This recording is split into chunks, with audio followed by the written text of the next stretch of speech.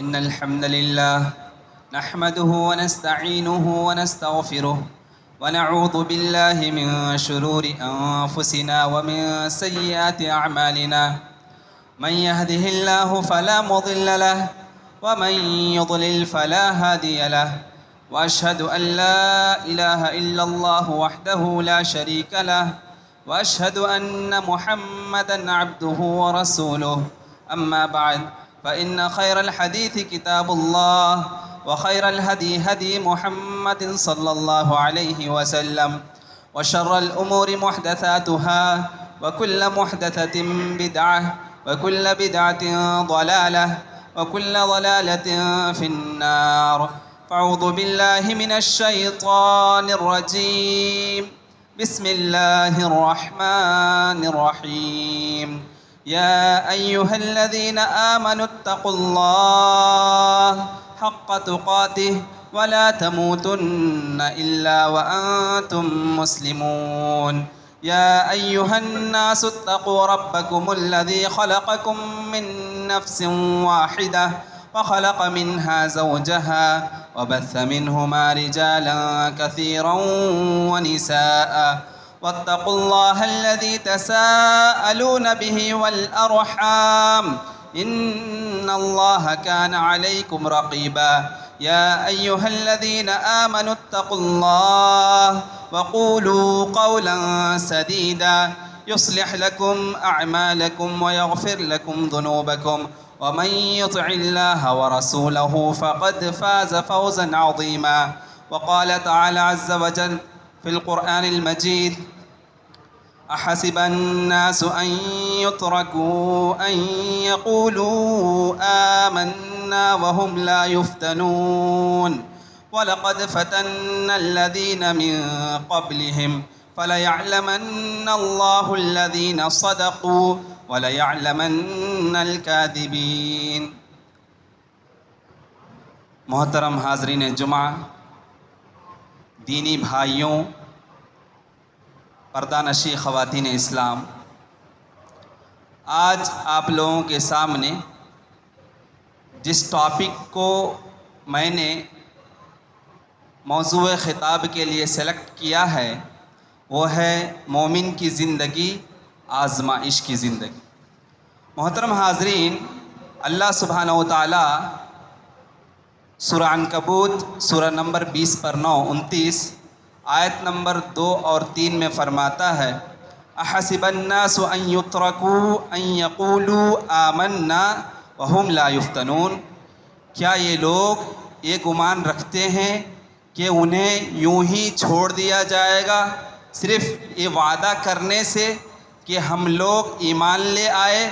ہرگز نہیں، بلکہ انہیں آزمایا جائے. آزمائش کے بغیر صرف مومنانہ زندگی گزارنے کا دعویٰ کر لینا یہ ہرگز نہیں ہو سکتا. مومن کے زندگی میں آزمائش آنا لازمی ہے. اسی طریقے سے اس کے بعد اللہ تعالیٰ فرماتا ہے: وَلَقَدْ فَتَنَّ الَّذِينَ مِن قَبْلِهِمْ. ہم نے صرف مومن یعنی یہ جو امت ہے اسی کو نہیں آزمایا، بلکہ اس سے پہلے جتنے بھی انبیاء اور رسول گزرے ہیں ان کو اور ان کے امتیوں کو بھی ہم نے آزمائش میں ڈالا ہے، مصیبتوں میں ڈالا ہے. یعنی یہ امت محمدیہ کے لیے نئی بات نہیں، بلکہ جتنے بھی پیغمبر آئے ہیں ان کے جتنے بھی امتی گزرے ہیں سب کی زندگی میں آزمائشیں اور مصیبتیں آئیں. یہ ہمارے لیے کوئی نئی بات نہیں ہے. اس کے بعد اللہ تعالیٰ فرماتا ہے یہ آزمائش کیوں؟ یہ آزمائش کیوں؟ اس لیے کہ فَلَيَعْلَمَنَّ اللَّهُ الَّذِينَ صَدَقُوا، تاکہ اللہ سبحانہ و تعالیٰ جان سکے کہ سچا صادق مومن کون ہے، واقعی قرآن و حدیث کے مطابق زندگی گزارنے والا بندہ اور بندی کون ہے. اس کے لیے آزمائش میں ڈالتا ہے. وَلَيَعْلَمَنَّ الْكَاذِبِينَ، اور جھوٹا کون ہے، یعنی سچا اور جھوٹا، مومن اور کافر، مومن اور منافق میں تمیز کرنے کے لیے، ڈفرینس کرنے کے لیے، تفریق کرنے کے لیے اللہ تعالیٰ ہم پر آزمائشیں اور مصیبتوں کو ڈالتا ہے. محترم حاضرین، ان آیتوں میں 3 چیزوں کا ذکر کیا گیا ہے. سب سے پہلی چیز کہ ایمان کا دعویٰ کرنے کے بعد جب بندہ کہتا ہے کہ میں مومن ہوں، میں اللہ پر ایمان لاتا ہوں، توحید کے مطابق زندگی گزار رہا ہوں، میں موحد ہوں، میں سلف صالحین کی جماعت کے پیروکار ہوں، میں منہج سلف کے مطابق زندگی گزارنے والا ہوں، میری زندگی میں توحید پرستی ہے، میں توحید کے علاوہ دوسرے معبود کی اتباع نہیں کرتا، بدعت کے خلاف زندگی گزارتا ہوں، اس طریقے سے جو زندگی گزارتا ہے ایسے بندے کی زندگی میں آزمائش اور مصیبت کا آنا لازمی ہے۔ دوسری چیز جو ان آیتوں سے ہمیں پتہ چلتا ہے، تم سے پہلے جتنے بھی مومنین گزرے تھے ان کو بھی ہم نے آزمایا ہے، اور اسی طریقے سے اب جو مومنین ہیں ان کو بھی ان کے ایمان کا امتحان لیا جائے گا، ان کے ایمان کا ٹیسٹ ہوگا۔ ان آزمائشوں کے ذریعے، ان مصیبتوں کے ذریعے اللہ تعالی ہمارے ایمان کا ٹیسٹ لینا چاہتا ہے۔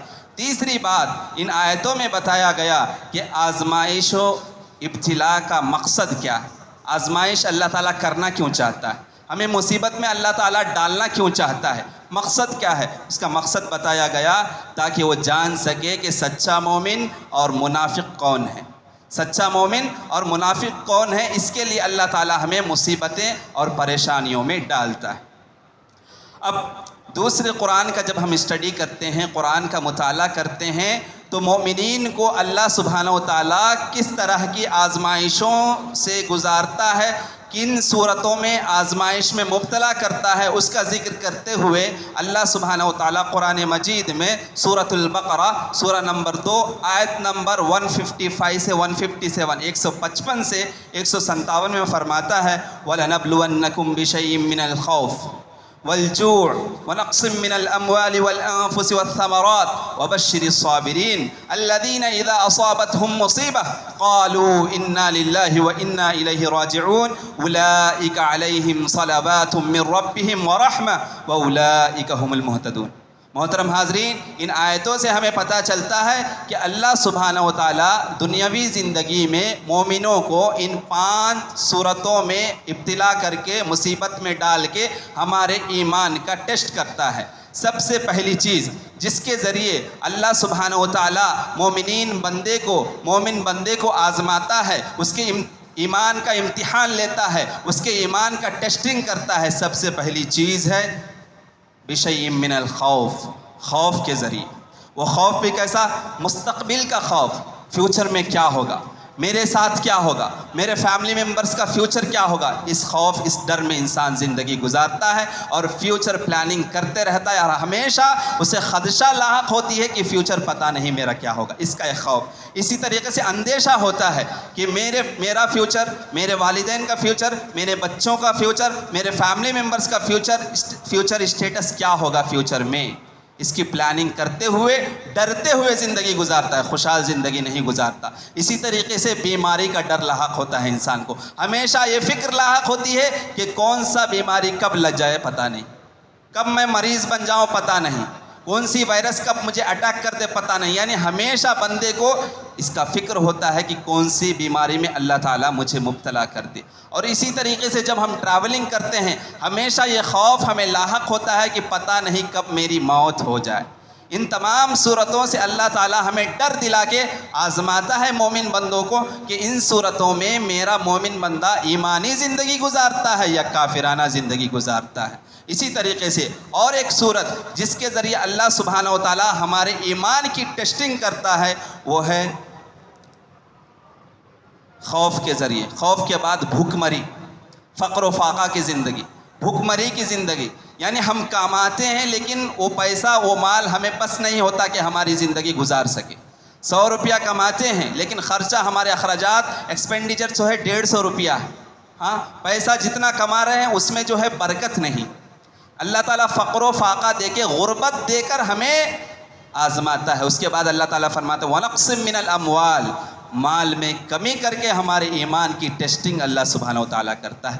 دیکھیے آج کل اگرچہ کمیونٹی کا ہم جائزہ لیں گے، جتنے بھی ہندوستان میں کمیونٹی پائے جاتے ہیں، جتنے بھی مذاہب کے لوگ پائے جا رہے ہیں، ان میں جب سروے کیا گیا تو سچر کمیٹی کی رپورٹ 2015 اور اسی طرح 2005 اور 2008 میں 2010 میں یہ جو جائزہ لیا گیا سروے کرنے کے بعد پتہ چلا کہ اکنامیکل اسٹیٹس جو مسلم کا ہے وہ جو شیڈیول کاسٹ ہیں ان سے بھی کمتر ہے ہمارا، اور بلو پاورٹی لائن میں سب سے زیادہ جس کے پرسنٹیج ہیں بی پی ایل کارڈ سب سے زیادہ، انتیودیا کارڈ، وائٹ کارڈ کا سب سے زیادہ جو کمیونٹی استعمال کر رہی ہیں راشن کارڈ کا، وہ مسلم کمیونٹی۔ غربت ہماری زندگی میں لاحق ہے، لیکن غربت کے ذریعے اللہ تعالی ہمیں آزمانا چاہتا ہے۔ وَنَقْصٍ مِّنَ الْأَمْوَالِ، مال میں کمی کر کے اللہ سبحانہ و تعالی ہمیں آزمانا چاہتا ہے۔ یہاں آزمائش کیسی ہوتی ہے معلوم؟ یہاں شیطان وسوسے میں ہمیں ڈالتا ہے، وسوسے میں ڈال کے، خاص کر بزنس میں وسوسے میں ڈالتا ہے، دیکھ بھائی تو حلال کمائی کھا رہا ہے، تیری زندگی بہت تنگی میں گزر رہی ہے، اس میں کوئی پروفٹ نہیں ہے، ایسا کام کرتے ہیں، یہ کمائی ہے، اس میں ایسا کر، اسی کمائی میں کہیں سے انٹرسٹ لے لے، ہاں کسی فائنینشیل بینک جو انشورنس دیتی ہیں بزنس کرنے کے لیے، بزنس انشورنس لے لے۔ اس طریقے سے انٹرسٹ کے جو بینکس ہوتے ہیں وہاں ہمیں کون؟ شیطان ہمیں مشورہ دیتا ہے، ہمارے دل میں وسوسہ ڈالتا ہے کہ دیکھ انٹرسٹ پہ پیسہ اٹھا، اس کے بعد جو ہے تو فلاں بزنس کر، اور ایسا بزنس جو حرام بزنس ہوتا ہے، اور حرام بزنس ہوتا بھی ہے، ہم کرتے بھی ہیں، اور واقعی نظر بھی آتا ہے کہ حرام بزنس میں پروفٹ ہوتا ہے۔ حرام بزنس میں کیا ہوتا ہے؟ پروفٹ ہوتا ہے، حرام مال میں پروفٹ ہمیں نظر آتا ہے، اور شیطان بھی یہی چاہتا ہے کہ یہ حلال بزنس کرتا ہے، اس میں اسے تنگی میں جو رکھا ہے اللہ تعالیٰ نے، اگرچہ میں یہ جو صراط مستقیم پہ چل رہا ہے اس کو بھٹکا کے مال کی محبت کو اس کے دل میں اور اضافہ کر کے اس کو حرام بزنس کی طرف میں اگرچہ لگا دو تو یہ خود بخود اپنے ایمان سے ہٹتا جائے گا۔ آج دیکھ لے ہمارے مسلمانوں کی جو تجارتی زندگی ہے یا معاشرتی زندگی ہے، کون سا ایسا گھرانہ یا کون سا ایسا گھر یا کون سا ایسا دکان ہے جس میں انٹرسٹ نہیں ہے؟ الا ماشاء اللہ 5 to 10% لوگ سود سے بچے ہوئے ہیں، ورنہ تجارت کے لیے کہیں نہ کہیں سے ہم سود پر مال ضرور لیتے ہیں، اور یہ سود کی ایسی لعنت ہے جس کی وجہ سے آج ہمارے بزنس میں برکت نہیں ہے۔ فقر و فاقہ کی زندگی، غربت کی زندگی، ہماری کمیونٹی میں، ہمارے معاشرے میں، مسلمانوں کی زندگی میں غربت کا زیادہ ہونا، غربت کے شرح کا ایوریج آپ دیکھیں گے تو ہمارے کمیونٹی کا ایوریج زیادہ نکلنا غریبی میں کیوں؟ سود لینے کی وجہ سے۔ اور یہ فقر و فاقہ کی زندگی میں اللہ سبحانہ و تعالیٰ مومنین کو آزمائش میں ڈال کر یہاں ٹیسٹنگ کرنا چاہتا ہے کہ دیکھتا ہوں میرا بندہ تنگی کے باوجود، اگرچہ بزنس کرتا ہے، بزنس لاس ہونے کے باوجود، بزنس میں صحیح سے پروفٹ نہ آنے کے باوجود صبر کر کے ساتھ روکھی سوکھی زندگی گزارتا ہے، یا لگزریس لائف کے لیے، اچھے بنگلے بنانے کے لیے، اچھے پراپرٹیز جمانے کے لیے، اچھے بینک بیلنس بنانے کے لیے، اچھی فیوچر پلاننگ کرنے کے لیے سود والی زندگی گزارتا ہے۔ یہاں ہمارے ایمان کی ٹیسٹنگ ہوتی ہے۔ اور اسی طریقے سے اللہ تعالیٰ ہمیں جو آزماتا ہے جانوں میں کمی کر کے، جانوں میں کمی کر کے، ہمارے رشتہ داری میں آپ دیکھیں گے، ہمارے ریلیشن شپ میں اچانک اموات ہوتے رہتے ہیں، اچانک لوگ انتقال کرتے رہتے ہیں، ایک صدمہ ابھی دور نہیں ہوا دوسرے کوئی رشتہ دار، دوسرا عزیز کوئی انتقال کر جاتا ہے، یعنی ایک کے بعد دیگر فوراً جو ہے ہمارے ایک سال میں ہی رشتہ دار 5 سے 6 لوگ گزر جاتے ہیں جن سے ہم بہت قریبی رشتہ داری کرتے ہیں اور محبت کرتے ہیں، لیکن اچانک وہ دنیا سے چل بستے ہیں۔ اس کے ذریعے بھی اللہ تعالیٰ ہمارے صبر کو آزمانا چاہتا ہے، ہمیں آزمائش میں ڈال کر ہمارے ایمان کی ٹیسٹنگ کرنا چاہتا ہے۔ اور اسی طریقے سے اللہ تعالیٰ ہمیں جو آزماتا ہے، اور ایک صورت یہ ہے کہ ہمیں پھلوں میں کمی کر کے آزماتا ہے، یعنی ایگریکلچرل فیلڈ ہے، اس میں جو ہے پھلوں میں کمی کر دیتا ہے، اگرچہ فصل کٹائی کا وقت بھی ہو تو آسمانی آفت آ جاتی ہیں، کوئی سیلاب آ جاتا ہے، کہیں فلڈ آ جاتا ہے، کہیں قحط سالی آ جاتی ہے، کہیں زمین میں پیداوار ہی نہیں۔ یہ سب کیا ہے؟ آج کل آپ دیکھیں گے پہلے 20 سال پیچھے جو ہندوستان میں ایگریکلچرل فیلڈ میں جو امپرومنٹ تھا وہ امپرومنٹ نہیں، کسان لوگ اسٹرائک کر رہے ہیں، کیوں؟ قحط سالی عام ہو چکی ہے۔ اس قحط سالی کے ذریعے بھی، پھلوں میں کمی کر کے ذریعے بھی، پھلوں کی پیداوار میں کمی کر کے اور غذائیت میں کمی کر کے اللہ سبحانہ و تعالیٰ ہماری ایمان کی ٹیسٹنگ کرنا چاہتا ہے۔ اب ایسے وقت میں مومن بندہ کیسا ہونا چاہیے؟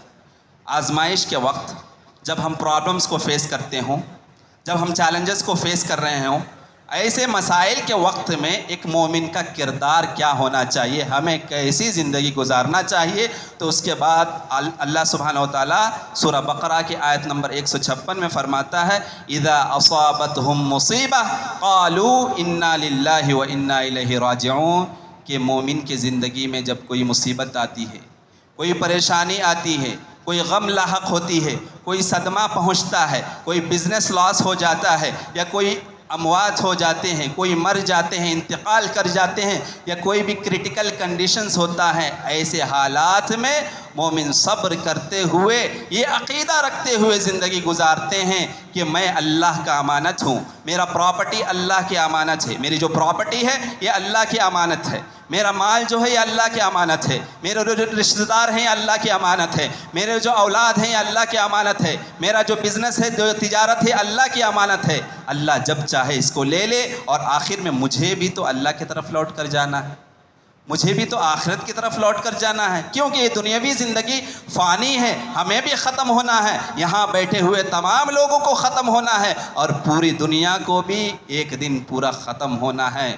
ہاں، ہر کسی کی ایکسپائر ڈیٹ ہے، اسی لیے جس طریقے سے میرے نعمتیں جو اللہ مجھے دیتا ہے اس کو چھین رہا ہے، اپنی امانت کو لے رہا ہے، اسی طریقے سے ایک دن اللہ سبحانہ و تعالیٰ مجھے بھی اپنی طرف کھینچ لے گا، مجھے بھی موت دے گا. اس طریقے سے فکر آخرت لیتے ہوئے انسان زندگی گزرتا ہے. یہ مومن کا کردار. اب مصیبت کے وقت، پریشانی کے وقت جب مومن بندہ صبر کرتا ہے اور آخرت کی فکر لیتے ہوئے زندگی گزارتا ہے، قرآن و حدیث کے مطابق زندگی گزارتا ہے، تو اللہ تعالیٰ انہیں انعامات سے، رحمت سے، برکت سے نوازتے ہیں. اولئک علیہم صلوات من ربہم ورحمہ واولئک هم المہتدون. جو مصیبت کے وقت میں، پریشانی کے وقت میں صبر کرتے ہیں اور قرآن و حدیث کے مطابق زندگی گزارتے ہیں اور چیلنجز کو فیس کرتے ہیں، لیکن اسلامک وے میں فیس کرتے ہیں، اسلام کے مطابق چیلنجز کو فیس کرتے ہیں، صبر کرتے ہوئے زندگی گزارتے ہیں، مومنانہ زندگی گزارتے ہیں، اللہ سبحانہ و تعالیٰ ایسے لوگوں کے لیے نوازشیں کرتا ہے، انعامات عطا کرتا ہے. ہاں، یہاں بھی انعامات اسی طریقے سے، یعنی ہم جو ہے وقتی طور پر پریشانی میں ہوتے ہیں، اچانک اللہ تعالیٰ پھر ہماری زندگی میں غم کے بعد سکھ کو لاتا ہے، پریشانی کے بعد، مصیبت کے بعد پھر ہماری زندگی میں خوشخبری آتی ہے. ہاں، اسی طریقے سے آخرت میں اس کا بدلہ ہوگا. یہاں اگرچہ ہم مصیبت کے وقت میں، پریشانی کے وقت میں اگرچہ ہم یہاں صبر کریں گے اور مومنانہ زندگی گزاریں گے، اللہ سبحانہ و تعالیٰ کل آخرت میں ہمیں اس کا بدلہ اور اجر ضرور دے گا. اور اسی طریقے سے مصیبت کے وقت میں، پریشانی کے وقت میں، آزمائش کے وقت میں، چیلنجز کو فیس کرتے ہوئے مومنانہ زندگی گزارنے والے کو اللہ سبحانہ و تعالیٰ فرماتا ہے اولئک هم المہتدون. ایسے ہی لوگ ہدایت یافتہ لوگ ہیں. ہدایت یافتہ لوگ میں شمار ہونے والے یہی لوگ ہیں جو مصیبت کے وقت، پریشانی کے وقت بھی صبر کرتے ہوئے مومنانہ زندگی گزارتے ہیں. میرے بھائیوں، آج مسلمانوں کی جو آپ دیکھ لیں گے ہمارے ہندوستانی پیمانے پر یا عالمی پیمانے پر ہم جن حالات سے گزر رہے ہیں، جو ہمارا سچویشن ہے، یہ اچھا نہیں. لیکن ایسے حالات میں ہمیں مومنانہ زندگی گزارنا چاہیے. جو قرآنی تعلیمات ہیں، قرآن کا جو فیصلہ ہے، اللہ کا جو قانون ہے، اس کے مطابق زندگی گزارنا ہے. تبھی جا کر اللہ تعالیٰ ہمیں دنیا میں بھی بھلائی عطا کرے گا، دنیا میں بھی اجر سے نوازے گا اور آخرت میں بھی اجر سے نوازے گا. اس کے بعد اور ایک بات، جو ہم سیرت کا مطالعہ کرتے ہیں تو ہمیں معلوم ہوتا ہے، نبی کریم صلی اللہ علیہ وسلم کی جب ہم اسٹوری پڑھتے ہیں، ان کی لائف سٹوری کا جب ہم انالائز کرتے ہیں، جائزہ کرتے ہیں، تو ہمیں اور ایک بات یہ معلوم ہوتا ہے کہ جو اللہ کے پاس محبوب بندے ہوتے ہیں، مقبول بندے ہوتے ہیں، اللہ کے چہیتے بندے ہوتے ہیں، اللہ کو سب سے زیادہ پسندیدہ بندے ہوتے ہیں، ایسے پسندیدہ، مقبول، محبوب بندوں کی زندگی میں اللہ زیادہ آزمائش ڈالتا ہے. زیادہ تر اللہ تعالیٰ آزمائشوں میں کن کو ڈالتا ہے؟ جن سے اللہ تعالیٰ سب سے زیادہ محبت کرتا ہے، جو اللہ کے محبین بندے ہوتے ہیں، جو اللہ کے مقبول بندے ہوتے ہیں، ان کے زندگی میں پریشانی، چیلنجز، پرابلمز زیادہ آتے ہیں. جس طریقے سے نبی کریم صلی اللہ علیہ وسلم نے فرمایا ان اشد الناس ابتلاء الانبیاء ثم الامثل فالامثل. یقیناً سب سے زیادہ مصیبت چیلنجز کو جو فیس کرتے ہیں، پرابلمز کو جو فیس کرتے ہیں، وہ انبیاء کی جماعت ہے، اس کے بعد اولیاء اللہ کی جماعت ہے، اس کے بعد متقی کی جماعت ہے. اسی طریقے سے درجے جتنے کم ہوتے جائیں گے اس کے حساب سے ان کی زندگی میں آزمائش اور مصیبت آئیں گے، اور اللہ تعالیٰ اس کے ذریعے آپ کی ایمان کی ٹیسٹنگ کرے گا، آپ کی ایمان کا جائزہ لے گا. اور اسی طریقے سے نبی کریم صلی اللہ علیہ وسلم کی زندگی، نبی کریم صلی اللہ علیہ وسلم کی اگرچہ ہم زندگی کا لائف سٹوری کا ہم اسٹڈی کرتے ہیں تو ہمیں پتہ چلتا ہے نبوت کی جو 23 سالہ زندگی تھی، 23 ایئرز، یہ جو پیریڈ تھا نبوت کا، اس پیریڈ میں نبی کریم صلی اللہ علیہ وسلم کہیں کوئی ایسا سال نہیں گزرا جس میں نبی کے اوپر یا ان کے امتی کے اوپر، اصحاب رسول کے اوپر کوئی پریشانی یا مصیبت نہ آئی. ہر سال کوئی نہ کوئی مصیبت، ہر سال کوئی نہ کوئی چیلنجز فیس کرتے تھے، ہر سال کوئی نہ کوئی آزمائش نبی پر اور ان کے اصحاب پر ضرور آتی تھی. یہ ہمارے لیے ایک نمونہ ہے، ایک آئیڈیل ہے. 23 ایئرس، وہ بھی معمولی زندگی نہیں، نبوت کی زندگی. اللہ کے نبی ہیں پھر بھی ان کی زندگی میں سب سے زیادہ آزمائش ہے. تو ہم تو اللہ کے بندے ہیں، ہم تو امتی ہیں. ظاہر سی بات ہے جب نبی کی زندگی میں آزمائش آئی ہیں اور انہوں نے کس طریقے سے چیلنجز کو فیس کیا ہے، ہماری زندگی میں جب مصیبت آتی ہیں، پریشانیاں آتی ہیں، تو سیرت کو سامنے رکھتے ہوئے، نبی کریم صلی اللہ علیہ وسلم کی لائف سٹوری کو سامنے رکھتے ہوئے، اسٹڈی کرتے ہوئے ہمیں بھی مومنانہ زندگی اور قرآن و حدیث کے مطابق زندگی گزارنا چاہیے. ایک بات اس سے بھی نبی کریم صلی اللہ علیہ وسلم کی زندگی سے اور انبیاء کی سیرت سے یہ بات بھی ہمیں پتہ چلتا ہے کہ نبی کریم صلی اللہ علیہ وسلم کی زندگی یا انبیاء کی زندگی یا اولیاء اللہ کی زندگی کبھی آزمائش اور مصیبت سے خالی نہیں تھی. اس کا مفہوم مخالف یہ نکلتا ہے کہ اگرچہ کسی کی زندگی میں قرآن و حدیث کے مطابق عمل نہیں، ہو سکتا ہے اس کی زندگی میں آزمائش نہ ہو. کوئی بہت سکون، آرام، لگزریس لائف زندگی گزار رہے ہیں اور مسلمان سوچتے ہیں کہ میں مسلمان ہوں، میں مومن ہوں، میری زندگی میں اتنی پریشانی، اور فلانا بندہ کافر ہے یا منافق ہے، وہ اتنی لگزریس لائف گزار رہا ہے. ایسا نہیں ہو سکتا. وہ لگزریس لائف اس کے لیے آزمائش ہے، اس کی سکون، اس کی راحت اس کے لیے آزمائش ہے. اور ہماری یہ آزمائش جو ہمارے کرٹیکل کنڈیشن سے جو چیلنجز ہم فیس کر رہے ہیں، یہاں ہمارے ایمان کی ٹیسٹنگ ہے. ہمیں مایوس نہیں ہونا چاہیے. دوسرے کی نعمتوں کو دیکھ کر، دوسرے کے پراپرٹیز کو دیکھ کر، دوسرے کی خوشحالی کو دیکھ کر ہمیں مایوس نہیں ہونا چاہیے، بلکہ مومنانہ زندگی، کیونکہ ہمارے پاس ایک دولت ہے اور وہ ایمان کی دولت ہے، اور اسی دولت کے سبب اللہ تعالی ہمیں آزما رہا ہے، ہمارے ایمان کی ٹیسٹنگ کر رہا ہے.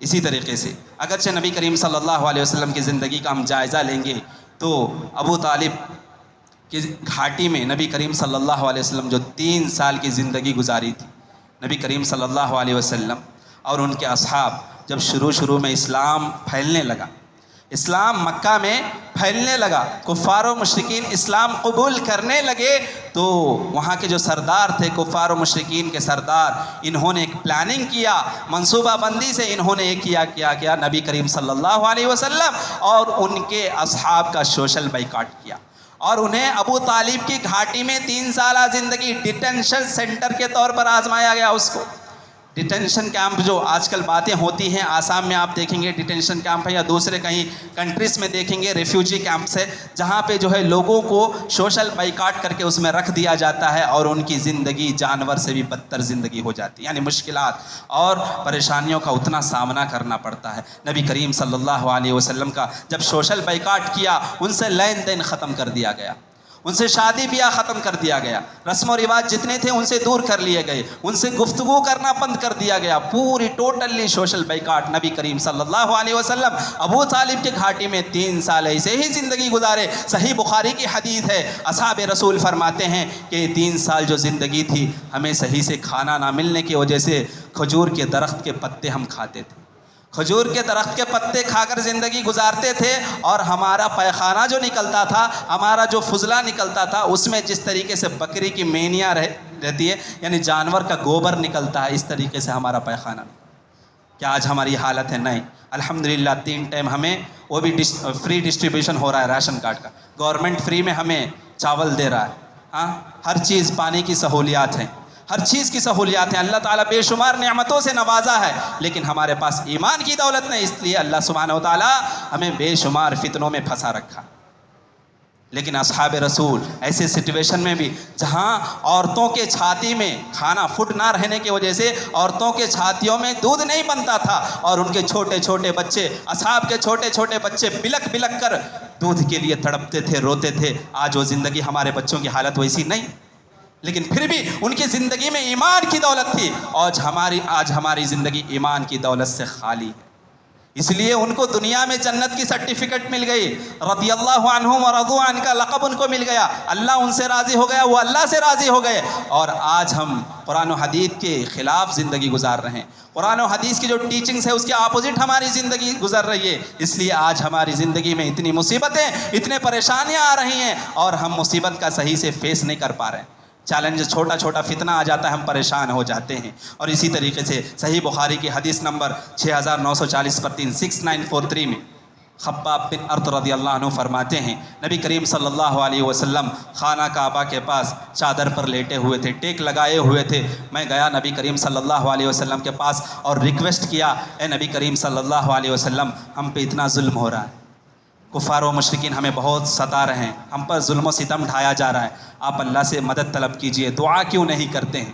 نبی کریم صلی اللہ علیہ وسلم جو ٹیک لگائے ہوئے تھے فوراً اٹھے اور فرمایا، اے خباب بن ارط، سن لو، یہ جو پریشانی، یہ جو مصیبتیں آئی ہیں، یہ کچھ بھی نہیں ہے. ہم سے پہلے جو انبیاء گزرے ہیں، ہم سے پہلے جو اولیاء اللہ گزرے ہیں، ہم سے پہلے جو اللہ والے گزرے ہیں، ہم سے پہلے جو انبیاء کی امتیں گزری ہیں، ان پر جو مصیبتیں پریشانیاں کیسا آتے تھے معلوم؟ ان کے وقت میں، ان انبیاء کے وقت میں، ان انبیاء کے امتی کے وقت میں پریشانی ایسا ہوتا تھا کہ اس وقت کے جو کفار ہوتے تھے، اس وقت کے جو ظالم شر پسند لوگ ہوتے تھے، مسلمانوں کو، اللہ والوں کو پکڑ کر لاتے تھے، جکڑتے تھے، اور جکڑنے کے بعد کیا کرتے تھے؟ گڑھا کھودا جاتا تھا، ان کو گڑھے میں ڈالا جاتا تھا، اور گڑھوں میں ڈالنے کے بعد ان کو آرا سے چیر دیا جاتا تھا. اللہ اکبر! اتنی مصیبتیں، اتنی پریشانیاں ان پر آتی تھیں. آج ہمارے پاس ظلم و ستم کی اتنی ایسی داستان نہیں. یہ نبی کی زندگی کی بات نہیں ہے، نبی سے پہلے انبیاء کی زندگی کی بات ہے. انبیاءوں کو بھی نہیں چھوڑتے تھے وہ لوگ، رسولوں کو بھی نہیں چھوڑتے تھے، اور اللہ والوں کو اس طریقے سے ظلم و ستم ان کے اوپر ڈھایا جاتا تھا. پھر وہ صبر کے ساتھ اللہ کو یاد کرتے ہوئے، اللہ کو پکارتے ہوئے، موحدانہ زندگی گزارتے ہوئے دنیا سے چل بستے تھے. لیکن آج ہماری زندگی دیکھیں گے تو عقیدہ توحید سے خالی ہے. آج ہماری زندگی دیکھیں گے سیرت کے تعلیمات سے خالی ہے. آج ہماری زندگی دیکھیں گے قرآن تعلیمات سے خالی ہے. اور ہم سوچتے ہیں کہ اللہ کی مدد آ جائے، اللہ کی سپورٹ آ جائے. کہاں سے آئے گا؟ ہماری زندگی میں قرآن و حدیث کے اپوزٹ ہزاروں کام ہم کر رہے ہیں، پھر بھی یہ تمنا لگائے ہوئے ہیں کہ اللہ ہماری سپورٹ کرے گا. ہرگز نہیں. یہ آزمائش، یہ مصیبتیں اللہ جو ہمیں ڈالا ہے، ہمارے ایمان کی ٹیسٹنگ ہے. ایسے حالات میں ہمیں اپنے ایمان کا جائزہ لینا چاہیے کہ اللہ تعالیٰ مجھے آزمانا چاہتا ہے، میں صبر کروں اور اسلامی تعلیمات کے مطابق زندگی گزاروں. کیسی مصیبتیں، کیسی پریشانیاں. اگرچہ فرعون کے زمانے کا ایک واقعہ ہے. نبی کریم صلی اللہ علیہ وسلم معراج کو گئے، ساتواں آسمان پر گئے. نبی کریم صلی اللہ علیہ وسلم جب معراج کو گئے، معراج کا واقعہ ہے، نبی کریم صلی اللہ علیہ وسلم نے خوشبو محسوس کی، خوشبو محسوس کی. جبرائیل امین سے سوال کیا، اے جبرائیل، یہ کیسی خوشبو ہے، کہاں سے خوشبو آ رہی ہے؟ جبرائیل امین نے کہا کہ فرعون کے زمانے میں فرعون کی ایک بیٹی تھی، فرعون کی بیٹی کو کنگھی کرنے والی ایک نوکرانی تھی. وہ کنگھی کر رہی تھی فرعون کی بیٹی کو، تو کنگھی زمین پر گر پڑا.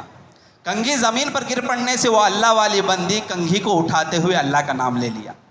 فرعون کی بیٹی نے کہا، یہ اللہ کون ہے؟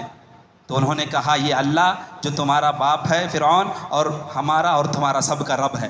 فرعون کی بیٹی نے کہا، میں جا کے اپنے والد کو بتاتی.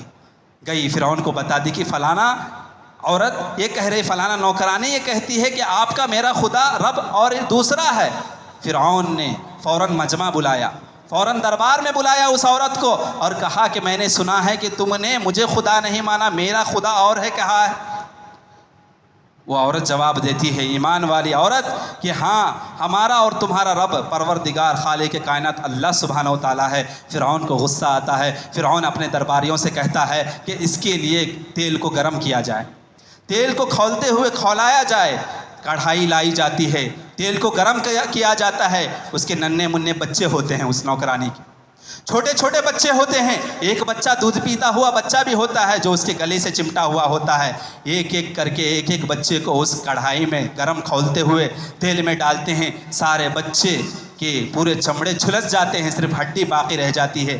آخری میں وہ ماں جو نوکرانی تھی فرعون کی، وہ اللہ والی، اور اس کی گلے سے چھاتی سے لگے ہوئے دودھ پیتا ہوا بچہ رہتا ہے، وہ دودھ پیتا ہوا بچہ وہاں ذرا رک جاتی ہے، سہم جاتی ہے کہ چھوٹے بچے کو لے کر میں کیسے اس کڑھائی میں کودوں جا کر، تیل گرم کھولتا ہوا تیل میں۔ وہ چھوٹا بچہ ایک معجزہ تھا، چھوٹے بچے بات نہیں کرتے، لیکن اس وقت میں ماں کے گلے سے لگا ہوا بیٹا یہ فریاد کرتا ہے، میری ماں تو گھبرانے کی ضرورت نہیں ہے، اللہ سبحانہ و تعالیٰ اس کا بدلہ ضرور قیامت میں دے گا، میرے ساتھ تو بھی اس تیل کی کڑھائی میں کود جاتی ہے۔ فوراً وہ گلے سے لگے ہوئے چھوٹے بچے کے ساتھ، گلے سے سینے چھاتی سے لگے ہوئے چھوٹے دودھ پیتے بچے کے ساتھ جا کے اس کڑھائی تیل جو گرم کھولتا ہوا اس میں شہید ہو جاتی ہے۔ انہی بچے اور اس عورت جو فرعون کی بیٹی کی کنگھی کرنے والی نوکرانی تھی، جس کی توحید کی وجہ سے، عقیدہ توحید کی وجہ سے، اللہ کو ایک ماننے کی وجہ سے، توحید کی وجہ سے فرعون نے ان پر ظلم کیا تھا، انہی بچے اور اس کی ماں کی ہڈیوں کی خوشبو ہے جو معراج میں نبی کریم صلی اللہ علیہ وسلم محسوس۔ کیا ایسا ظلم ہم پہ ہو رہا ہے؟ نہیں، لیکن ہماری زندگی میں عقیدہ توحید نہیں، ہماری زندگی میں رسول کی تعلیمات پر عمل نہیں، ہماری زندگی میں قرآن تعلیمات پر عمل نہیں۔ میرے بھائیوں سدھر جاؤ، میرے بھائیوں سدھر جاؤ، قرآن تعلیمات کے مطابق زندگی گزارو، ورنہ یہ جو فتنے ہمارے سامنے امن لا رہے ہیں، اسی طریقے سے نت نئے فتنے ہم پہ آ رہے ہیں، اس سے بھی بڑے بڑے مصیبت چیلنجز کو ہمیں فیس کرنا ہو سکتا ہے، فیوچر میں اس سے بھی بڑے بڑے فتنے آ سکتے ہیں۔ ہمارے پاس جب تک ایمان کی دولت نہیں ہوتی ہم چیلنجز کو فیس نہیں کر سکتے ہیں۔ آخر میں اللہ تعالیٰ سے دعا گو ہوں کہ اللہ تعالیٰ ہم سب کو جو بھی مصیبتوں میں ڈال رہا ہے، پریشانیوں میں ڈال رہا ہے، اللہ تعالیٰ قرآن تعلیمات پر عمل کرتے ہوئے، سیرت کے مطابق، قرآن و حدیث کے مطابق عمل کرتے ہوئے مومنانہ زندگی گزارنے کی توفیق عطا فرمائے، اور صبر کے ساتھ اور نماز کی پابندی کرتے ہوئے زندگی گزارنے کی توفیق عطا فرمائے۔ وآخر دعوانا الحمدللہ رب العالمین۔